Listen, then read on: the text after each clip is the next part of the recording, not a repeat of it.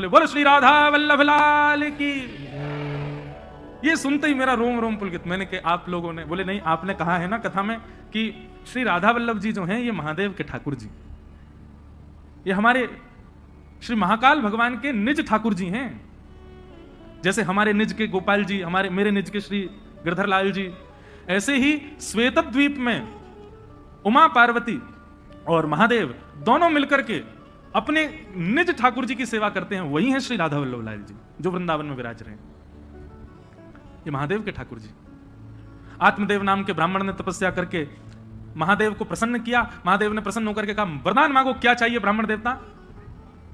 तो आत्मदेव ब्राह्मण जो थे वो थोड़े से उनके अंदर ये था कि मैं ऐसा कोई रत्न मांग लूं जिससे मेरे जीवन में कोई अभाव ना रहे, मुझे धन की प्राप्ति होने लग जाए उससे। और आत्मदेव ब्राह्मण ने महादेव से कहा, बोले आपके पास जो सबसे बहुमूल्य रत्न हो वो मुझे दे दीजिए। महादेव ने जैसे सुना नेत्र सजल हो गए, बोले तुम सब दुनिया मांग लो हमसे, लेकिन ऐसा मत कहो कि अपना बहुमूल्य रत्न दे दो, क्योंकि महादेव के बहुमूल्य रत्न तो श्री राधा वल्लभ जी हैं। महादेव ने जैसे मना किया, बोले रत्न मत मांगो, बाकी चाहे दुनिया की कोई वस्तु मांग लो। तो आत्मदेव ब्राह्मण को लगा रत्न बड़ा महंगा है, तभी देने से मना कर रहे हैं। चरणों में गिर गया, बोले चाहिए तो वही रत्न चाहिए जिसके लिए आप मना कर रहे हो, नहीं तो कुछ नहीं चाहिए। तब महादेव भाव नेत्रों से अश्रुपात हो रहे हैं, श्वेतद्वीप गए और जाकर के अपने त्रिभंग लली श्री राधा वल्लभ लाल जी को कंठ से लगाया और एक वस्त्र में ठाकुर जी को पधरा करके आए और आकर के उस आत्मदेव ब्राह्मण को प्रदान कर दिए। महादेव अंतर ध्यान हो गए। उसने तो उत्सुकता से जैसे ही वस्त्र हटा के देखा तो श्री राधा वल्लभ लाल जी खड़े थे। दुखी हो गया बेचारा, बोले मैंने तो रत्न मांगा था जी, ऊपर से सेवा और दे गए मुझको, तो वैसे ही खर्चा पूरा नहीं हो रहा घर का, अब इनको भी पधराना पड़ेगा सब कुछ। उनकी सेवा होने लगी। महादेव को बड़ी चिंता, मेरे ठाकुर जी की सेवा में सुख होना चाहिए। तब भगवान की वंशी महादेव ने उनको आज्ञा की, बोले आप सदा उनके अधर पर विराजमान रहती हो, और वंशी के मन में भी ये भाव रहता है कि ठाकुर जी मेरे कोमल छिद्रों को दबा करके मानो मेरी सेवा करते हैं, ठाकुर जी मेरी सेवा करते हैं। इससे वंशी को कई बार मन में ऐसा भाव आता है कि नहीं नहीं नाथ, मैं आपकी सेवा करूं, आप क्यों मेरी सेवा करते हैं। तो वंशी बड़ी कभी कभी व्याकुल रहती है कि मैं ठाकुर जी की सेवा करना चाहती हूं, पर ठाकुर जी देखो होठों की तकिया पे सुला करके अपनी कोमल उंगलियों से मेरे चरण दबाते हैं, मुझे कभी कभी बड़ा श्रम होता है इस भाव से। तो वंशी जी की इस चिंता को आज महादेव ने पूर्ण किया। बोले कि आप चिंता मत करो, आप चाहती हैं ना कि आप ठाकुर जी की सेवा करें, जाइए आप ही आचार्य चरण श्री हितहरिवंश महाप्रभु के रूप में पृथ्वी पर अवतरित होइए और जाकर के आत्मदेव ब्राह्मण के यहां से ठाकुर जी को ले जाकर के वृंदावन में विराजमान कर। तब भगवान की वंशी ही श्री हितहरिवंश महाप्रभु के रूप में पधारे और आकर के उन्होंने ठाकुर जी की सेवा। महाप्रभु जी का चरित्र बहुत सुंदर है, संपूर्ण तो नहीं पर कुछ कुछ भाव में आज भक्तमाल जी में पढ़ रहा था। अच्छा, हमारी जीवन की सबसे पहली भक्तमाल कथा है इसी वर्ष 19 से 26 अगस्त।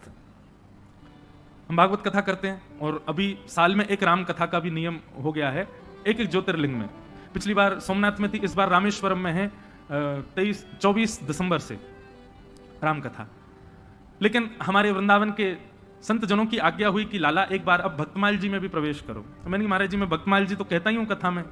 बोले नहीं, स्वच्छंद भक्तमाल जी की कथा करो। तो जन्माष्टमी के अवसर पर 19 अगस्त से 26 अगस्त तक जयपुर में, क्योंकि भक्तमाल जी वहीं लिखी गई हैं, जयपुर में ही गलता जी हैं जहां पर भक्तमाल जी की रचना श्री नाभा गोस्वामी जी ने की, तो वहीं पर प्रथम भक्तमाल का। तो आज मैं भक्तमाल जी पढ़ रहा था, इतना सुंदर बात, बहुत ध्यान से सुनिएगा। नाभा जी के गुरु जी की आज्ञा हुई कि हे नाभा जी आप एक काम कीजिए। बोले क्या? आपकी भक्ति इतनी तीक्ष्ण है, आपकी भक्ति इतनी प्रबल हो चुकी है, अब आप एक काम करो, बड़े बड़े रसिक जनों ने तो ठाकुर जी का यश गाया, पर आप ठाकुर जी के भक्तों का यश गाओ।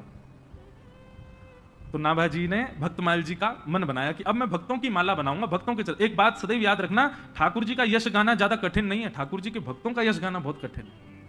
ठाकुर जी के भक्तों का यश कहना बड़ा कठिन काम है, उसको समझना। ठाकुर जी की कृपा आप समझ जाओगे, पर भक्तों की लीला आप नहीं समझ पाओगे।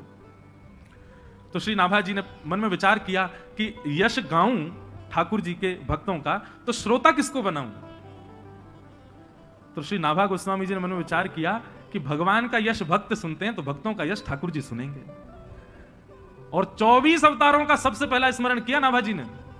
24 अवतार बैठाए अपने सामने ठाकुर जी के 24 अवतारों का आवाहन करके और उनको ही श्रोता बना करके नाभाजी ने भक्तमाल जी कहनी प्रारंभ की। उसमें सारे भक्तों के चरित्र आए, सुग्रीव जी से लेकर के हनुमान जी महाराज तक, और महाराज गरुड़ जी से लेकर के और श्री रामानुजाचार्य जी तक सारे भक्त चिंतन करते जाते, जो जो भक्त अपने। अच्छा, एक और बात है, भक्तमाल में किन किन भक्तों के चरित्र हैं, तो श्री नाभाजी कहते हैं ठाकुर जी तो सबको प्रिय हैं, पर भक्तमाल में उन भक्तों के चरित्र हैं जो ठाकुर जी को प्रिय हैं।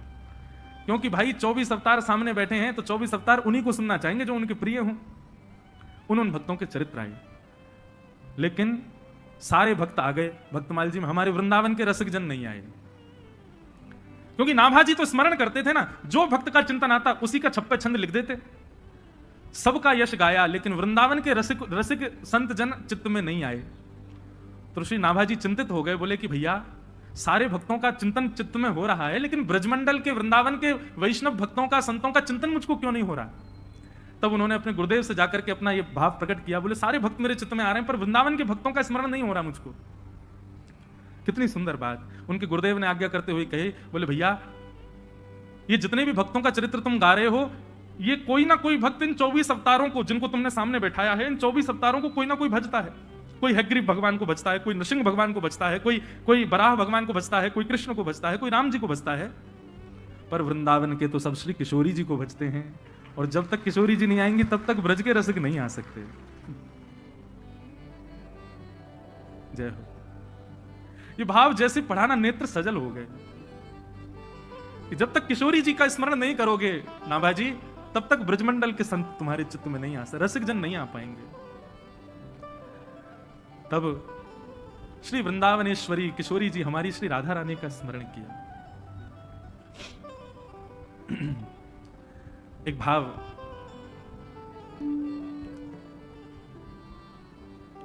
श्री किशोरी जी के लिए व्यासपीठ से प्रकट किया, हाँ उसी को कह करके चले आगे। वृंदावन में जाओ तो भैया किशोरी जी से इच्छा, मैं एक बात कहा करता हूं कथाओं में कि आपका मन वृंदावन जाने का हो रहा है तो समझो ठाकुर जी आपको याद कर रहे हैं। आप भोपाल स्टेशन से ट्रेन में बैठ गए तो समझ जाना ठाकुर जी आपको याद कर रहे हैं। शताब्दी में जाओ, चाहे कौन सी भी ट्रेन में जाओ, यहां से निकल करके महाराज झांसी पहुंच गए तो समझ जाना ठाकुर जी याद, और जितना जितना वृंदावन के समीप पहुंचो समझना ठाकुर जी उतना ज्यादा याद कर रहे हैं।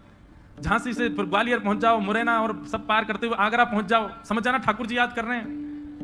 लेकिन जैसे ही मथुरा पहुंचो और मथुरा में जाकर के रिक्शा में बैठ करके जैसे ही वृंदावन जाने लग जाओ तो भी समझना ठाकुर जी याद कर रहे हैं।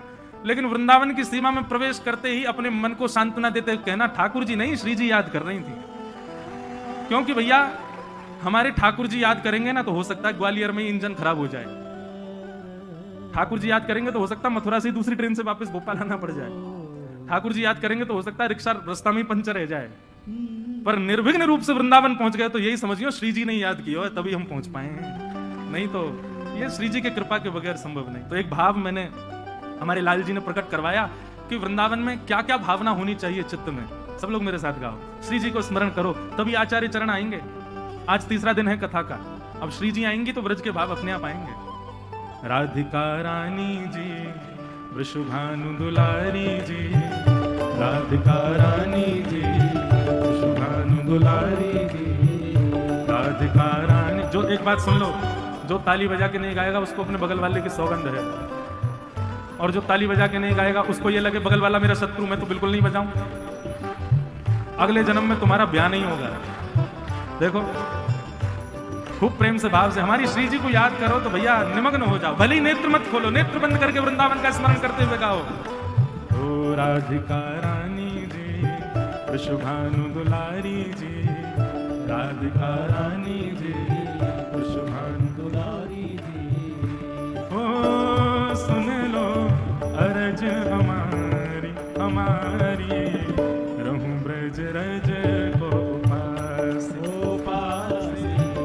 रहूं ब्रज रज को पासी, रहूं ब्रज रज को पासी, रहूं ब्रज रज को। भाव से राधिका रानी जी, वृषभानु दुलारी जी, राधिका रानी जी, वृषभानु दुलारी जी। ओ सुन लो अरज हमारी हमारी, रहूं ब्रज रज को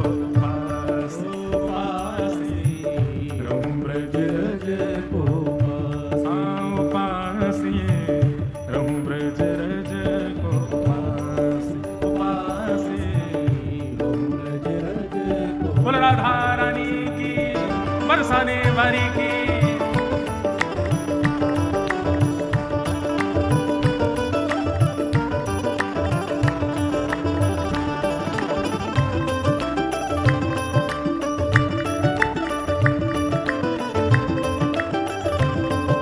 बोल वृषभानु दुलारी की, बोल वृषभानु के जमाई की।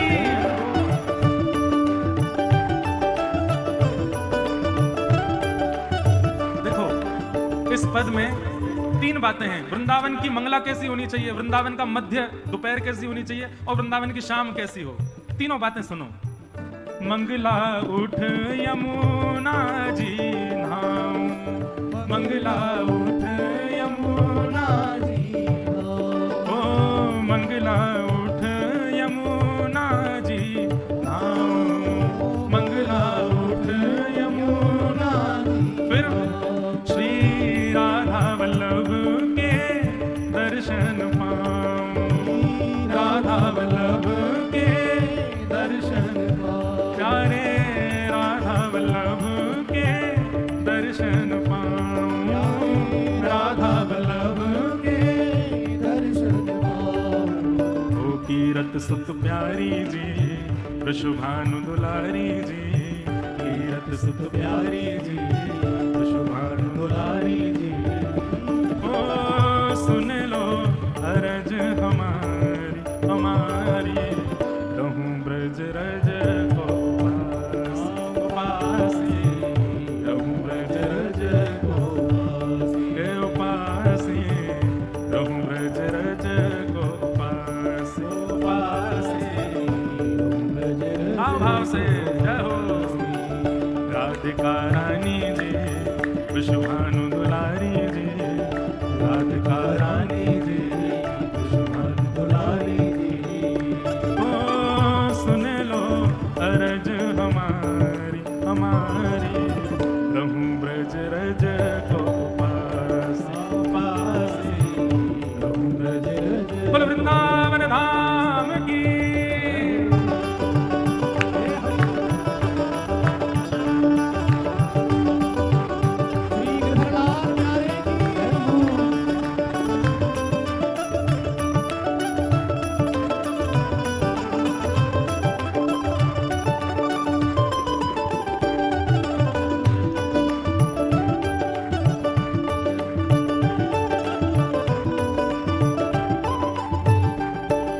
अब मंगला में क्या करना, यमुना जी नहाओ, राधा वल्लभ जी के दर्शन करो। अब आया राजभोग का समय। दोपहर के समय क्या करो, ब्रजवासिन के मधुकरी पाऊं, ब्रजवासिन के मधुकरी पाऊं। वृंदावन में कहीं बाहर भोजन नहीं करना है। जाओ किसी ब्रजवासी, अनजान ब्रजवासी, द्वार खटखटाओ, बैल बजाओ, वो निकल के आए तो उससे कहो आपके घर में जो कुछ बचा हो प्रसादी हमारे हाथ में दे, उसको पाओ। अरे भैया, जिन ब्रजवासी के घर में जबरदस्ती घुस घुस के ठाकुर जी भोजन करते हैं, हम तो मांग के पा सकते हैं ना, पाओ। ब्रजवासिन के मधुकरी पाऊं, ब्रजवासिन के मधुकरी पाऊं, ओ ब्रजवासिन के मधुकरी पाऊं, ब्रजवासिन के मधुकरी। उसके बाद श्री राधा रमण के दर्शन पाऊं, राधा रमण के दर्शन पाऊं, प्यारे राधा रमण की झांकी पाऊं, राधा रमण की झांकी पाऊं। महलन वारी जी, अति सुकुमारी जी, महलन वारी जी, अति सुकुमारी जी, ऊंचे महलन वारी जी, अति सुकुमारी जी, महलन वारी जी, अति सुकुमारी जी। ओ सुन लो अरज हमारी हमारी, रहूं ब्रज रज को पासी, रहूं ब्रज रज को पासी, रहूं ब्रज रज को पासी। अब मंगला में यमुना जी स्नान, राधा वल्लभ जी दर्शन, फिर ब्रजवासियों की मधुकरी और श्री राधारमण जी का दर्शन। अब तीसरा काम वृंदावन में क्या करना है, रसिक जनन की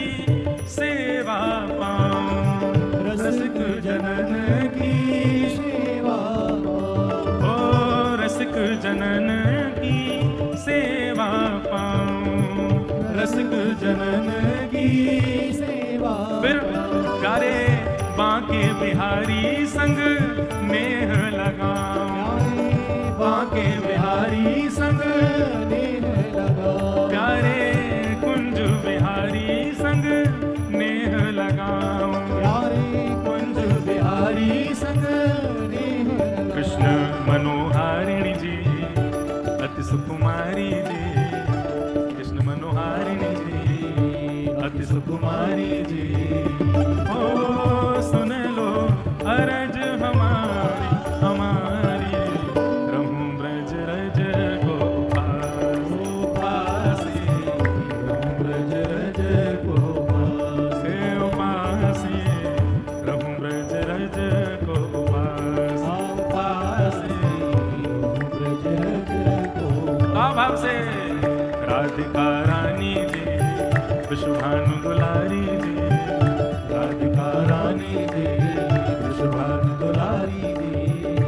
ओ सुन लो अरज हमारी हमारी, रहूं ब्रज रज गोपास उपासी, रहूं ब्रज रज गोपास उपासी, रहूं ब्रज रज गोपास। उपासी, रहूं ब्रज रज गोपास। अब मेरी भावना ऐसी कि मंगला हो गई राधा वल्लभ जी के दर्शन से, फिर ब्रजवासी इनकी मधुकरी पालई राधा रमण जी के दर्शन करके, और फिर साय संत जनन की सेवा करके बिहारी जी से नेह लगा लियो। अब अंतिम इच्छा हमारे गिरधर लाल जी की छाप से कीर्तन लिखा गया है। अंतिम इच्छा क्या है? ये मधुकरी पा करके संतन की सेवा करके यमुना जी में स्नान करके तीनों ठाकुरन के दर्शन पाके चाहते क्या हो? तो ये अंतिम भाव, गोवर्धन पर्वत पे राजो, गोवर्धन पर्वत पे राजो, गोवर्धन पर्वत पे राजो। हे श्यामा जी, गोवर्धन पर्वत पे हमारी इच्छा ऐसी है इन तीनों के ये काम करते हुए हम गिरिराज जी जावें, और जब गोवर्धन की परिक्रमा करें तो श्री गिरी कंदरा में आपके हमको दर्शन है जाएं। गोवर्धन पर्वत पे राजो, और श्यामाजू आप अकेली मत आइयो, तो हमारे नेक्स्ट से गिरधर लाल जी हैं, इनके संग पधारियो। गिरधर लाल संग दर्श करा दो, गिरधर लाल संग दर्श करा, प्यारे गोवर्धन पर्वत पे राजो, गोवर्धन पर्वत पे राजो, प्यारे गिरधर लाल संग दर्श करा, गिरधर लाल संग दर्श करा। कृपा अभिलाषी जी अरज हमारी जी, कृपा अभिलाषी जी अरज हमारी जी। हे सुन लो अरज हमारी हमारी, रहूं ब्रज रज गोपासी उपासी, रहूं ब्रज रज गोपासी उपासी, रहूं ब्रज रज गोपासी उपासी, ब्रज रज गोपासी। राधिका रानी जी विश्वभानु दुलारी जी, राधिका रानी जी विश्वभानु दुलारी जी। हाँ सुन लो अरज हमारी हमारी, रहूं ब्रज रज गोपास उपासी, ब्रज रज गोपासी, उपासी, रहूं ब्रज रज गोपास उपासी, ब्रज रज गोपासी। मन भूल मत जइयो राधा रानी के चरण, मन भूल मत जइयो राधा रानी के चरण, ओ राधा रानी के चरण, श्यामा प्यारी के चरण, राधा रानी के चरण, श्यामा प्यारी के चरण, राधा रानी के चरण, वृषभानु दुलारी के चरण, राधा रानी के चरण।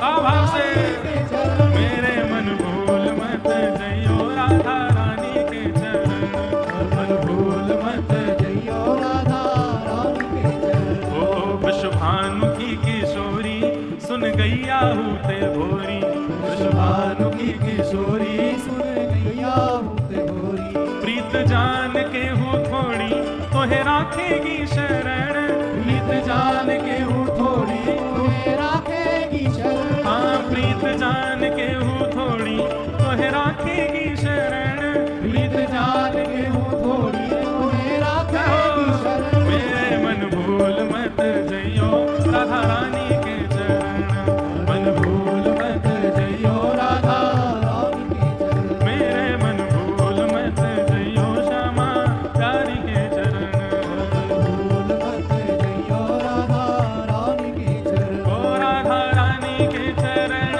श्यामा प्यारी के चरण, राधा रानी के चरण, श्याम प्यारी के चरण, राधा रानी के चरण, श्यामा प्यारी के चरण, राधा रानी के चरण, करताल बजा के गाओ, प्यारी के चरण, मेरे मन भूल मत जइयो राधा रानी के चरण, मन भूल मत जइयो राधा रानी के चरण, मेरे मन भूल मत जइयो राधा रानी के चरण, भूल मत जइयो राधा रानी के चरण, ओ राधा रानी के चरण, श्यामा प्यारी के चरण, राधा रानी के चरण, श्याम प्यारी के चरण, राधा रानी के चरण, श्यामा प्यारी के चरण, राधा रानी के चरण, श्याम प्यारी के चरण, मेरे मन भूल मत जइयो राधा रानी के चरण, मन भूल मत जइयो राधा रानी के चरण, ओ जय राधे राधे, राधे राधे, जय राधे राधे, राधे राधे, जय राधे राधे, राधे राधे, जय राधे राधे, राधे राधे, जय राधे राधे, राधे राधे, जय राधे राधे, राधे राधे, जय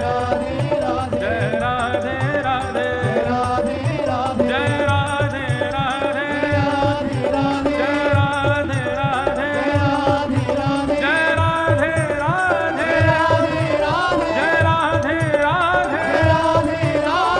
राधे राधे, जय राधे राधे, राधे राधे, जय राधे राधे, राधे राधे, जय राधे राधे, राधे राधे, जय राधे राधे, राधे राधे, जय राधे राधे, राधे राधे, जय राधे राधे, राधे राधे, जय राधे राधे, राधे राधे, जय राधे राधे, जय राधे राधे, राधे राधे, श्री राधे राधे, राधे राधे, जय जय राधे राधे, राधे राधे, जय राधे राधे, राधे राधे, जय जय राधे राधे राधे, राधे राधे राधे, जय जय राधे राधे, राधे जय जय श्री राम, जय जय श्री राम, जय जय श्री राम, बोल वृषभानु दुलारी की, बरसाने वारी की, बोल वृषभानु के जमाई की, जो ना बोले वामे दे। तो नाभा गोस्वामी जी बोले सारे भक्तों का चिंतन हो रहा है लेकिन ब्रज के भक्तों का चिंतन नहीं हो रहा। तब उनके गुरुदेव ने आज्ञा की, बोले तुमने 24 भगवान के अवतारों का आह्वान कर लिया तो जो 24 अवतारों को पूजते हैं उनके तुमको चिंतन हो रहे हैं, पर भैया ये ब्रजवासी हैं, ये तो केवल एक ही को पूजें। कौन को? बोले वृषभानु दुलारी को, श्यामा जी को। जब तक किशोरी जी का स्मरण नहीं करोगे, किशोरी जी का आह्वान नहीं करोगे, तब तक ब्रज के रसिक संतों का स्मरण नहीं हो सकता। हमारे ब्रज में गांव में हमारे माई श्यामा जू को राज। कैसी श्यामा जू? बोले जाके अधीन सदा ही सांवरो, जाके अधीन सदा ही सांवरो, या ब्रज को सिरताज। हमारे माई श्यामा जू को राज। आहा, तब नाभा जी ने श्री किशोरी जी का स्मरण किया और किशोरी जी का स्मरण करते ही सबसे पहले उनके चित्त में जो स्मृति आई वो थी श्री हित हरिवंश महाप्रभु। उन्हीं का ही चिंतन आया जिनका आज उत्सव है। और श्री नाभा जी ने महाप्रभु जी का चरित्र वर्णन किया। थोड़े थोड़े भाव कुछ में कह करके महाप्रभु जी को हम प्रणाम कर लें। आचार्य चरण का जन्मोत्सव है। हमारे वृंदावन के पास में बाद गांव में उनका प्रादुर्भाव हुआ। बंधुओं, जन्म से ही बालक, एक बात बहुत ध्यान से सुनो, सब लोग इधर देखो, बहुत सावधानी से सुनिएगा। जन्म से ही बालक के लक्षण दिखने लग जाते हैं, कैसे होंगे? लेकिन एक बात मैं आपको स्पष्ट रूप से कह दूं, हर व्यक्ति को संसार में इसलिए भेजा गया है ताकि वो ठाकुर जी को प्राप्त कर सके। मुझे और आपको इस संसार में इसी भाव से ही भेजा गया कि हम अपने कर्मों से, हम अपने कर्तव्यों से, अपने व्यवहार स्वभाव आदि, हम सबको अधिकार है ठाकुर जी से मिलने का। पर धीरे धीरे धीरे धीरे हम संसार की माया में इतने फंस जाते हैं कि अपना मुख्य उद्देश्य भूल जाते हैं। सब पा लेते हैं लेकिन जिनको पाने के लिए आए थे वही नहीं पा पाते। इसका प्रत्यक्ष प्रमाण है, आप छोटे से बालक को देखो। आप छोटे से बालक के सामने डीजे बजा दो बहुत जोर से, क्या होगा? रो जाएगा, उसके अंदर से रुदन शुरू हो जाएगा। आज के 20, 22, 23, 25 साल की उम्र के बालक जिन जिन गानों पर नृत्य करते हैं, जिन जिन गानों पर नाचते हैं, ऐसे गाने आप 1 वर्ष तक के बालक के सामने खूब तेज आवाज में बजा दो, क्या होगा? वो भयभीत हो जाएगा, डर के मारे रोने लग जाएगा। कल रात्रि में भोपाल भ्रमण पर गया था, हमारे मुदगल जी लेकर के गए। ये बोले मुझे आपकी एक जगह कथा करानी। मैंने कहाँ कराओगे? तो जो नया रेलवे स्टेशन है वहां हम रात को गए करीब 10:30, 11 बजे। आहा, वहां पे सारे जो है आजाद परिंदे घूम रहे थे। बिना जनवरी दिसंबर के भी उनके मुख से धुआं निकल रहा था। और ये मुझको कहे यहां कथा करानी है महाराज जी, और यही सब श्रोताओं के मन के जय हो, धन्य है। और धुआंधार वहां गाने चल रहे थे, तो देख करके इच्छा हुई कि चलो करेंगे, कभी यहां भी करेंगे। तो एक बालक का स्वभाव उससे ही पता चल जाता है कि वो ठाकुर जी से मिलन के लिए ही आया है। उसके सामने आप राधा राधा राधा करके देखो, वो हंसने लगेगा, उसको किलकारी आ जाएगी, खुश हो जाएगा, प्रसन्न हो जाएगा। और हर बालक, मुझे नहीं लगता संसार का ऐसा कोई बालक होगा जो बैठना सीख जाए और कुछ समय बाद आप कुछ गाओ और वो ताली ना बजाए। उसके हाथ निश्चित करताल बजाते हैं। उसका भगवत कीर्तन सुन के प्रसन्न होना और ये करताल बजाना इस बात को प्रमाणित करता है कि वो कहीं ना कहीं ठाकुर जी से संबंध है। पर धीरे धीरे धीरे धीरे फिर संसार के व्यसन भोगों में हम उसको लगाते हैं। बड़े होकर के उसको कथा में बैठने में भी शर्म आने लग जाती है, उसको तिलक लगाने में भी लज्जा होने लगती है, ताल बजाने में भी उसको बहुत लज्जा का अनुभव होता है। तो ये बात प्रमाणित है, एक बालक के रूप को देख करके लगता है कि हम सबको अधिकार दिया ठाकुर जी ने कि हम उनको प्राप्त कर सकें, पर माया के कारण हम नहीं कर पाते। हरिवंश महाप्रभु जी के, श्री हरिवंश महाप्रभु जी के चरित्र में आता है कि जब वो छोटे से थे तो कोई राधा बोल देता था ना, उनकी निद्रा खुल जाती थी, और निद्रा खुद पालने में ही जोर जोर से किलकारियां भरते, ऐसे श्री महाप्रभु जी। और 6 महीने की अवस्था में, सब लोग इधर देखो, यहां देखो, कथा सुनो। 6 महीने की अवस्था में महाप्रभु जी ने पलना में पौधे पौधे, जैसे बालक कुल बुलाता है ना, कुल बुलाने का मतलब समझते हैं? नन्हा सा बालक कुल बुलाता है, उसके मुख से स्वर निकलते हैं, वो बड़े प्यारे होते हैं वो शब्द। ऐसे ही महाप्रभु जी 6 महीने की अवस्था में अपने पलना में पौधे पौधे कुल बुला रहे थे। और जब वो कुल बुला रहे थे तो उनके स्वर साधारण नहीं थे। उनके महाप्रभु, हितरवंश महाप्रभु जी के ताऊ जी श्री नरसिंह आश्रय जी महाराज, नरसिंह आश्रम जी महाराज, उन्होंने जब ये स्वर सुना तो वो बोले कि ये बालक के सामान्य शब्द नहीं है। और उन्होंने ध्यान से जब शब्द सुने तो कलम लेकर के उसको लिखना प्रारंभ किया, जो स्वर बालक के 6 महीने की अवस्था में प्रकट हो रहे थे।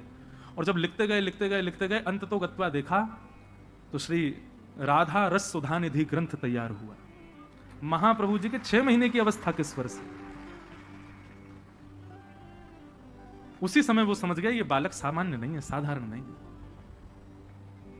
हमें लगता है आज का बालक भी कुछ ऐसा ही ग्रंथ का अवलोकन बोलता होगा, लेकिन माता पिता ओ ले ले ले करके उसको शांति कर देते हैं। और उसको, क्योंकि ये बात सामान्य नहीं है। वो बालक मदालसा कहते हैं, शुद्धोषि मुक्तोषि निरंजनोषि संसार मायाम परिवर्जितोषि संसार मायाम परित्यज्य निद्राम मदालसा वाक्य उवाच बालम। वो बालक परम शुद्ध है, वो ठाकुर जी के समीप होके आया है अभी अभी आपके घर पर। वो ठाकुर जी के मूल रूप को जानता है, ठाकुर जी का चिंतन उसको पता है। उस समय अगर वो कोई स्वर प्रकट कर रहा है तो निश्चित है उसमें कोई वेदवाणी निश्चित होगी। पर हम लोग इतने ज्ञानी नहीं, इतने ज्ञाता नहीं, इसलिए हमको पता नहीं चल पाता। तो 6 महीने की अवस्था में जो स्वर प्रकट हुए, उन्हीं से ही राधा सुधा निधि, जो कि हमारे वृंदावन के राधा वल्लभियों का प्राण धन है, वो प्रकट हो गया। धीरे धीरे महाप्रभु जी बड़े हुए और आप श्री के पूज्य पिताजी महाराज श्री व्यास मिश्र जी, उनके यहां ठाकुर जी की सेवा थी। वो ठाकुर जी की सेवा करते थे और आपके घर के ठाकुर जी का नाम श्री राधाकांत जी था। ठाकुर जी की सेवा पिताजी करते थे और नन्हे से श्री हितरवंश महाप्रभु वो बाहर आंगन में बालकों के साथ खेलते थे, कभी बगीचे में खेलते थे, लेकिन खेल कैसा था उनका? वो हमारे आपके जैसा खेल नहीं खेलते थे। तो वृक्षों से सुंदर पुष्प इकट्ठे करते, वृक्षों से सुंदर पत्र इकट्ठे करके उनकी सुंदर माला बनाते, उनके सुंदर सूत में बांध करके कुछ तैयार करते, और फिर क्या करते, गांव में जाकर के एक गौर वर्ण के बालक को लेकर के आते, एक श्याम वर्ण के बालक को लेकर के आते, और श्याम वर्ण के बालक को तो श्याम सुंदर बना देते, और गौर वर्णा बालक को किशोरी जी के रूप में तैयार कर, ये उनका खेल था। और फिर दोनों को तैयार करके और फिर दोनों को निहारते, नन्हे सी अवस्था में, 6-7 वर्ष की अवस्था में, और फिर निहार के बलैया लेते, और बलैया लेने के बाद फिर क्या करते, किशोरी जी का श्रृंगार उतार करके ठाकुर जी जिनको बनाया उनको पहना देते, और ठाकुर जी का श्रृंगार किशोरी जी को पहना देते। ऐसा उनका खेल विलास था। लेकिन बंधुओं, उनका भाव इतना सुदृढ़ था कि आज उन्होंने जैसे ही गौर वर्ण के बालक को श्याम सुंदर माने किशोरी जी को ठाकुर जी का श्रृंगार किया, और श्याम वर्ण के बालक को जब किशोरी जी का श्रृंगार किया, उसका भाव यह परिलक्षित हुआ कि उनके पिताजी जैसे ही अपने घर के ठाकुर जी के दर्शन करने के लिए गए, भोग उठाने के लिए गए, पर्दा हटाते ही देखा तो श्री राधाकांत प्रभु ने भी अपना श्रृंगार बदल लिया। किशोरी जी ने मुकुट पहन लिया और ठाकुर जी सिर पर चुनरी ओढ़ करके बैठे थे। घबरा गए, उनको तो बेचैनी हो गई, ये क्या हुआ? अरे मुझे लगता है बुढ़ापे की आंखें, समझ नहीं पा रहा हूं, उमीड़ने लगे, आंख मांख धो करके आए, पुनः आकर के देखा तो ठाकुर जी चुनरी में बैठे हैं और किशोरी जी मुकुट पहन के बैठी हैं। उनमें विचार करने लगे, ये कैसा, ये कोई अपशगुन तो नहीं? बस किसी से पूछने के लिए मंदिर से निकल के बाहर भागे तो बाहर बगीचे में देखा कि हरिवंश जी 2 बालकों की प्रदक्षिणा कर रहे हैं, और जाकर के देखा तो क्या पाया कि श्याम वर्ण के बालक ने तो चुनरी पहन रखी है और गौर वर्ण के बालक ने मुकुट पहना है। देखते ही समझ गए, बोले ओहो, मेरे इस बालक की भक्ति की श्रेष्ठता इतनी हो गई कि वो बालकों के साथ श्रृंगार करता है और प्रत्यक्ष ठाकुर जी उसकी सेवा स्वीकार करते हैं। ये सामान्य बालक नहीं। ऐसे महाप्रभु जी, उनके पिताजी कभी ठाकुर जी के आगे लड्डू भोग रखते, पर्दा करके जैसे ही पर्दा हटाते तो क्या पाते, लड्डू के साथ साथ वहां पे आम, सेब, अमरूद, सुंदर सुंदर बहु व्यंजन वहां पर रखे हैं, जो कि रखे ही नहीं थे। अब उनको संशय नहीं होता था, जैसी ऐसी कोई लीला होती वो दौड़ करके हरिवंश जी के पास जाते, दौड़ करके हरिवंश जी के पास गए तो आज क्या देखा कि आज किसी बालक का श्रृंगार नहीं किया है, 2 युगल वृक्ष एक साथ खड़े थे, एक वृक्ष को श्री जी का श्रृंगार किया, दूसरे वृक्ष को श्याम सुंदर का श्रृंगार किया, और वन में श्रृंगार किया वृक्षों का तो फल का ही भोग लगाया। तो जो फल वहां वृक्षों के सामने रखे थे, ठीक वैसे ही फल, उतने ही आकृति में कटे भये, उतने ही आकृति में अमनिया किए भये, ठीक कोई अंतर नहीं, वैसे ही फल भीतर मंदिर में ठाकुर जी के सन्मुख रखे थे। ऐसे महाप्रभु जी, बाल्यकाल से ही उनके सेवा का सुख बढ़ने लगा, और चंद अवस्था में ही, कुछ बाल अवस्था ही थी, उसी समय एक दिन श्री राधा श्री राधा श्री राधा कहते कहते नृत्य कर रहे थे, और उनका वो भाव रूप देख करके हमारी वृषभानु नंदिनी जी, हमारी किशोरी जी स्वयं को रोक ना पाई और प्रकट हो गई सामने। और प्रकट होकर के श्री हित हरिवंश महाप्रभु को बाल अवस्था में किशोरी जी ने गुरु दीक्षा दी। उनकी गुरु कौन है? श्री किशोरी जी। किशोरी जी ने गुरु दीक्षा देकर के सेवा भाव समझाया, सेवा प्रणाली समझाई, आदि आदि सब भाव उनको समझाए। और एक अवस्था होने पर महाप्रभु जी अपने गांव से भ्रमण करते करते करते करते चिदयावल पहुंचे।